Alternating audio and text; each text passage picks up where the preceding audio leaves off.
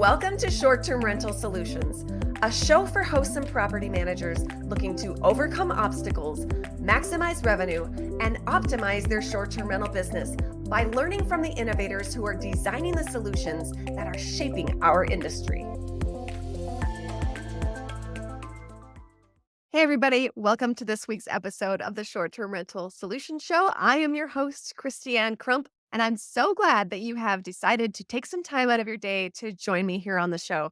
So this show is going to be a little bit different than the ones that you've tuned into in the past, in the sense that I do not have a guest on today's show. It's me. It's all me sharing with you some of the things that I've been doing and the places that I'm going in my short-term rental business, which for me, a big part of my goals and what I'm doing in 2024 is starting a property management company from scratch.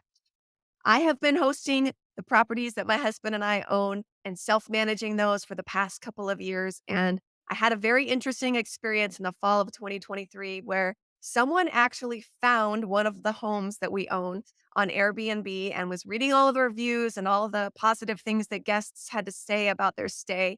And that person actually found me somehow. Well, you know what? Actually, I remember how it happened. They messaged me through Airbnb as an inquiry. And instead of actually an inquiry to see if they could book the property, it was an inquiry of, hey, I love your home and I can see that you have such happy guests. Who is the property management company that you use? That was the message that I got. And so that started a conversation. I ended up getting in touch with that person directly. They actually found me through LinkedIn. So once they found my name as a host, they started looking other places. Anyways, long story short, we got in touch and this gentleman said, we have a home that's in the same area where your property is that we're finishing construction on. And I'm really busy and I know that we need a property manager. And I'm wondering if you could refer me to the property management company that you use. And so I basically said to him, well, actually, I don't have a property management company. I self-manage that property. It's our own personal home. And that started a conversation with him that eventually led to him saying, would you potentially be interested in helping us with this home and managing it for us? And honestly, I hadn't really thought about that. I'm pretty busy already with managing the homes that we have and then also my work with the podcast and STR Hub. So I hadn't really pursued up to that point the notion of potentially starting a property management company. And as I thought about it, I knew that it would be more than I individually would have the time and bandwidth to do. So I knew that in order to really be willing to take that on, I needed to see if there was someone else who could join me in that venture and kind of step up to the plate with me. And thankfully, I did have someone here locally to me who is in the short-term rental space and had interest in stepping up and doing that as well. So I found someone that I knew that I could join up with and team up with to move forward with that endeavor. And so I eventually was able to reach back out to that gentleman and say, yeah, actually, I would love to have the opportunity to help you and your wife and manage that home. So that's really what I have been pouring myself into since that time. In addition to the podcast and STR Hub and our own homes, I've really been working on learning everything that it requires in order to set up a property management company that really is professional. And there's a lot to it. Let me tell you. I've been learning a ton. I know I still have a ton more to learn. And so I'm just gonna kind of pull back the curtain of what that starting from scratch journey has looked like so far for me. And I'll continue to kind of pop in from time to time and give you an update and a check-in on how things are going. So I happen to live in a state where it is not necessary that you have a real estate or a brokerage license in order to be a full-fledged property manager. That is not the case in many states. And so a workaround for that is that a lot of people do co-hosting. And the difference between co-hosting and full-fledged property management, if you're not familiar with it already, is that a co-host does not manage any of the actual reservation funds. They may be coordinating cleaning and maintenance, messaging with the guests, managing the listing, doing the dynamic pricing for the listing, but they're not necessarily actually receiving the reservation funds. They do their work and then they invoice the property owner for that agreed upon percentage of the rental revenue. So, but in my situation, I am able to do that full fledged property management. And so that's what I and my partner decided that we wanted to do. But knowing what I know about what is required, because you're really taking on like a fiduciary responsibility when you are accepting reservation funds on behalf of the owners. That money is not your money. You have to keep it completely separate from kind of the operating funds of the property management company. So I really took some time and did some research and talked to lots of people to get educated to make sure that the banking structure that we set up for this property management company would pass those standards that are necessary, and the no commingling of funds and whatnot, but then also knowing how important it is to put the correct bookkeeping and accounting framework in place. I will say straight up that I have some basic fundamental knowledge in bookkeeping. I did bookkeeping for my husband's business when we were kind of new out of grad school and he was just getting rolling. So I'd had some exposure to QuickBooks and those types of things. But it's a completely different beast with property management. And so I have also been very kind of slow and methodical, getting educated on what that bookkeeping needs to look like in order to pass the bar as far as trust accounting and really making sure that we're doing everything completely correctly. And so I am happy to say publicly and out there that the system that I have chosen to go with in order to put that in place, we are using QuickBooks Online for our accounting platform. It's a great, robust platform. There are other amazing choices. I also really like REI Hub. That's a fantastic choice. I had one of the co-founders of REI Hub on the podcast a few months ago. That was definitely in the running. The reason that I didn't end up using that, even though I had the inclination, because it already is kind of set up for properties and this property management, is because of the other piece that I wanted to put in place. And that is using a piece of software called VR Platform. VR Platform is a product that is put out by Zimplify. I also have had one of the founders of Zimplify on the show as well. You're welcome to go back and watch that episode. I'll actually tag both of those episodes in the show notes of this, the REI Hub episode and the Zimplify episode. But what Zimplify has is this VR platform. And what VR platform does is it basically sits between your property management software and your QuickBooks. And VR platform does not currently work with REI Hub. So that's why I was kind of pigeonholed into working with QuickBooks. But it's great. No problem. QuickBooks is a great platform. And so what VR platform basically does is reservation information comes into my property management software. All the details about the fees and I don't know, everything basically comes into QuickBooks and it kind of it comes into the property management software and it kind of goes through the filter of VR platform before it hits my QuickBooks. And as it's going on that journey, VR platform does some work. It has some automations that automatically assign the reservation funds to the different listings. It automatically breaks out that Airbnb deposit and shows how much was going to the cleaning and how much was going to da da da da da, all the different parts of what that is. It will automate all of that. And so when it actually hits the QuickBooks, I'm not a guru enough to perfectly explain this, but basically it makes sure everything comes into QuickBooks magically awesome and correct.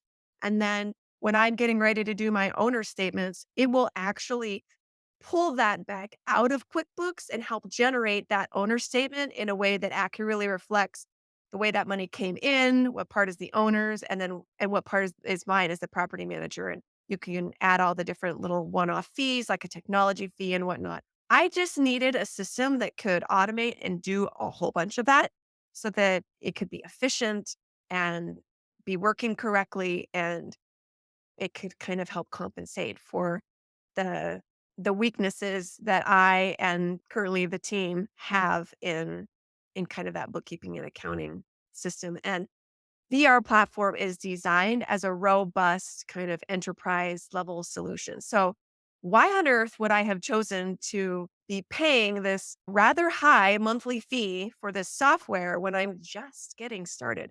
Because you would seem like it's total overkill, and that normally the types of customers who are signing up and implementing this solution are people that have more properties in their property management company. So, the rationale that I had. And the reason that I chose to do that is for me, it is very important that I felt like I had the systems in place and was able to kind of run through a couple of months of all of that accounting stuff and the owner statements. And I want to feel very confident and very fluid and know that that system is correctly set up and operating correctly before I start adding more properties and growing our property management company and scaling. I don't want to start out with just an Excel spreadsheet, which truthfully would probably be totally fine for where we are right now. I could be choosing to use an Excel spreadsheet. I don't want to start with that and grow to X number of properties and be like, okay, we're big enough now. We have to shift into this software and then have to go through that learning curve and those pains of bringing on a software when I'm under the pressure of getting out X number of owner statements by the 15th or the 10th of every month. I don't know. That's just a personality thing for me. I wanted to just learn it and get it straight and get it all figured out from the very get-go so that then I can scale and not have the stress of worrying that things are going to fall apart or that I'm going to make a mistake using the software that's going to mess up things and I'll have to go back and unpick that. And anyways, knowing me, I'll probably make a mistake anyway, right? But we're all human. We all make mistakes. But I really felt like it was important that I had that system and the kinks of that worked out on the front end. So, all right. So that's the banking and accounting part of setting up a property management company. There are lots of other great avenues. That's just the one that I chose. If you're curious about others, please, I would encourage you to go over to STR Hub and do some research. Look into some of the other solutions, but be mindful of what your goals are. I knew what my goals were for my property management company in 2024. And so I wanted to position myself to be able to achieve those goals smoothly. And so that is why I made the choice that I made to start up with VR platform on the front end. So, apart from that, let's shift now to talking about insurance. So, starting a property management company is going to expose you to new liabilities that additional liabilities. They're the same liabilities that you have as a host or someone who's managing your own properties, but the opportunities for you to actually have issues arise expands as you now are managing more and more properties. So, already that as an owner, you have the potential for a guest to get hurt at your property or for something to happen and a guest to sue you, right? And that's where we have our liability insurance and other things that cover us. So, when you start a property management company, you have all of those additional liabilities, but then new ones. We needed to have errors and omissions coverage. We needed to decide whether we wanted coverage that covers our computers and our company. What if we got hacked? What if there was something that came up? What if we were sued for discrimination? What if there was the liabilities that can happen when you have vehicles that your company services? What about the liability and insurance issues that happen when you have an office or employees, workers' compensation, like all these different things that you need to have as insurance and protections when you're running that type of a business. And that's different than what you would potentially need to consider if you're co hosting. I know that there's lots of people who start up with co hosting and maybe haven't necessarily thought about that insurance piece, but I would advise you. Well, I am not an insurance agent. Maybe I shouldn't say advise. I cannot give insurance advice. I'm nobody's attorney. So, disclaimer out there, I'll just share with you the things that I have chosen to do. I feel like it is very important that you talk with professionals, insurance professionals, and legal professionals to really understand what your potential exposures are as far as ways in which you could get sued or what your liabilities are. Really get educated that in that realm, and then take the time and talk to a number of companies to make sure that you are putting the appropriate protections in place and the appropriate coverages in place. Super important for anybody starting a property management company. Don't take that step lightly. So, let's also move on. One of the other things is teams, right? You need to make sure you have the right teams in place. I'm in a situation, and I know that there are others similarly who the kind of the market that this property management company is intending to serve isn't like 5 minutes away. It's not, it's about 90 minutes to 2 hours away from me. I can get to it if I need to. It's not a plane ride away, but I am not going to be able to jump in the car and run to one of my properties in like 15 minutes. And so, because that's the case, I need to be very intentional and make sure that I have really solid team members in place. And kind of the buckets for teams, in my opinion, is the obvious ones, cleaning and maintenance. But then also for me, I also feel like it's really important to have some relationships with some of the trades, skilled trades, because there's going to be times when issues may arise in one of our properties that can't be served by just our general maintenance personnel, that will require an electrician or a plumber. And so I don't want to be flipping through the phone book. Well, who has a phone book? Nobody, right? Searching Google in the wee hours of the night or on a Sunday afternoon, looking for a plumber or an electrician that I can hopefully get to run out to our properties. I want to make sure that I have already established some relationships with some of those tradespeople. They know me, they know my name, they know about the company that I'm running and what I do. And so when I send that text, it's like, hey, Derek, this is Christiane with Abide. That's the name of a property management company, Abide Property Management. This is Christiane with Abide. And I'm just reaching out to see, to let you know we have a whatever happening in this and this property. Can you run over there and whatever, whatever, obviously. But I want that relationship and that connection already to be in place. And I also want some depth in my teams. So I don't want to start adding a ton of properties until I know I have X number of reliable cleaners, cleaner companies, cleaning teams, whether it's like mom and pop teams. I happen to be building this property management company in a market that's kind of rural and has a little bit of a labor squeeze. So I don't want to put myself in a bind and bring properties under management and then all of a sudden have like 4 cleans that need to be done on a Friday afternoon or a Thursday before Friday check-ins. And I have one of my cleaning teams fall out, and there's literally no way that we can cover and get those properties ready. I need to have some depth. And so it takes time to find those people and to utilize them a few times to make sure that they are going to be able to do the quality and be reliable to be good team members. Obviously, hopefully, well, you know what? I know a lot of people who have large property management companies and still haven't brought cleaning personnel in house, who still rely on local cleaning companies to service their property management company because they don't want to be a cleaning company. They want to just focus on the property management. So I don't know yet whether I'm going to choose to go that route and always rely on third party businesses for that, or whether I'll eventually bring that in house. But currently, we don't have enough properties that it makes sense to bring that in house. But, these are all these different things. And same goes with the maintenance. I want to make sure that I have a few maintenance personnel that I know that I can reach out to. So if there's hiccup, things aren't going to fall apart at the last minute. We know that we can take care of our properties and take care of our owners. So the last part, which has been very interesting. So I've done all of these things that I've talked about. I have the banking and have the team members, et cetera, et cetera. So now I'm in the place where I'm actually at that stage that we're bringing properties into our portfolio under management. And just the other day, I got a voicemail and it was like, "Hey, this is so and so. And John mentioned to me that you do property management. And I've got some property up in whatever. And I'm hoping to talk with you." So starting to have these conversations with potential owners. And it's been very interesting. And man, I wish I could for me, the situation that I'm in is these owners.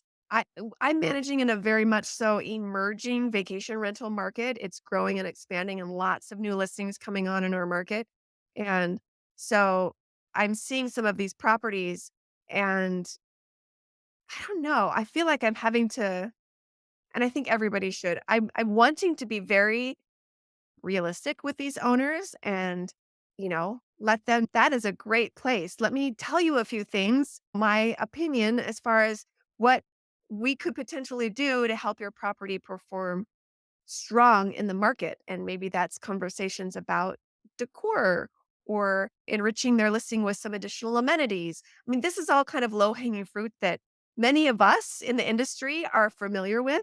But as I'm having some of these conversations, it's maybe been surprising to me or a little eye opening to realize that there are people coming in and buying properties and setting them up and not really having a pulse on kind of those things that help properties stand out and set apart from their local competition. So I've enjoyed having that competition, but it's kind of felt weird. And I don't want to feel like a naysayer, but I found myself a couple of times having to say to people, to be perfectly honest, you're not going to be able to get the revenues that you're hoping to out of this property unless you consider doing a few of these things. You're probably going to need to put a hot tub in. Most of your local competition does, or you're going to need to whatever. And then being super honest with what those projections are. My partner who came into the property management company, she fired basically the property manager that she had before. And one of the things that was frustrating to her is that when she started up with them, they gave her this rosy projection of what her rental revenue was likely to be. And in that first year, it just fell so short of that projection. And so she was really, I don't know, it just jaded her a little bit. She felt like they kinda dangled a carrot out in front of her and baited her with this awesome projection, and then the reality was there was such a gap there, and obviously, I don't wanna be that way. I wanna be really truthful and honest with our owners and help them have a realistic expectation. I obviously, like I said, wanna say, "Hey, this is you have a great property. I can see ways in which we can improve your listing and, help you stand out. We can push this projection potentially, but, this is what your seasonality looks like. These are the months that, even with having a stellar property, there are likely to be months during those shoulder seasons where you need to understand you probably will not have enough rental revenue to cover that mortgage. You just won't. And that's not because you have a bad listing or a bad property manager. That's because of the seasonality of your market. And there's some months in this market where occupancy is like 20%, 15 or 20%. So just be prepared for that.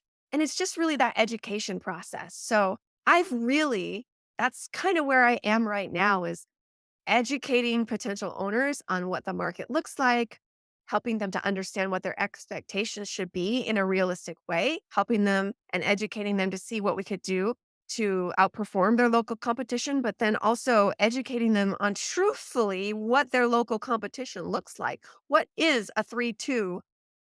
How is a free to performing in this market? And it's surprising to me how many people don't really understand what that is and how many people aren't really vetting out those properties prior to purchasing them. I'm finding owners that thus far purchased a property being like, we love to vacation in this destination. That's why we bought this property. And we're just hoping to offset a bit of our mortgage. And so I'm like, great, we can definitely do that. And then when I bring that rental revenue projection, they're maybe a little bit like, really? That's what it's going to look like? Like, yeah, that's the reality of this market. And then also the conversation of saying to them, please understand that the number of properties coming on in this market is exploding. and saying to them, honestly, I cannot 100% say that the way properties have performed historically in this market is the way that they're going to continue to perform in this market because the supply is increasing. And I don't know yet whether the traveler demand is going to continue to increase at the same rate that the supply is increasing.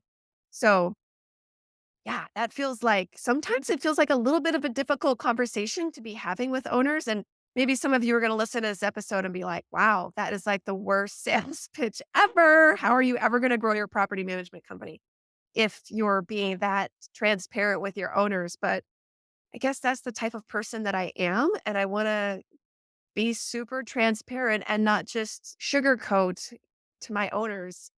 And I feel like for me, that is trust building. I would appreciate that if someone who was I was going to wanting to be a property manager for me, I would want them to be honest and sincere and not give me this rosy expectation if that really wasn't the truth. And I would want them to tell me, love your listing, you really need a new couch or whatever it is. So I don't know. That's my perspective. I would love some feedback on it. Feel free to share some comments, but that's really where I am right now.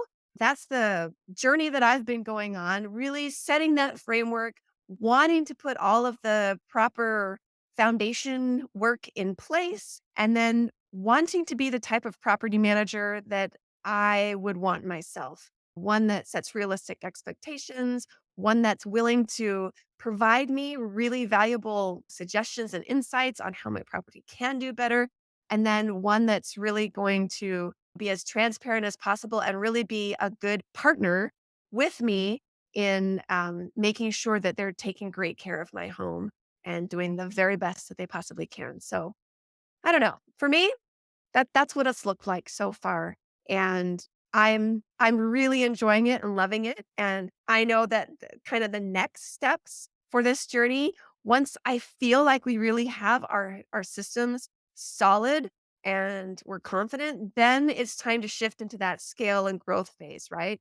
Where we're talking about the marketing piece, reaching out to potential guests, our social media presence, email, all of those different things, but then also the growth as far as reaching out to local owners and really making sure that we can effectively communicate the offering that we have to them and and then also being super intentional of what are the types of owners and properties that fit the portfolio that we are trying to build.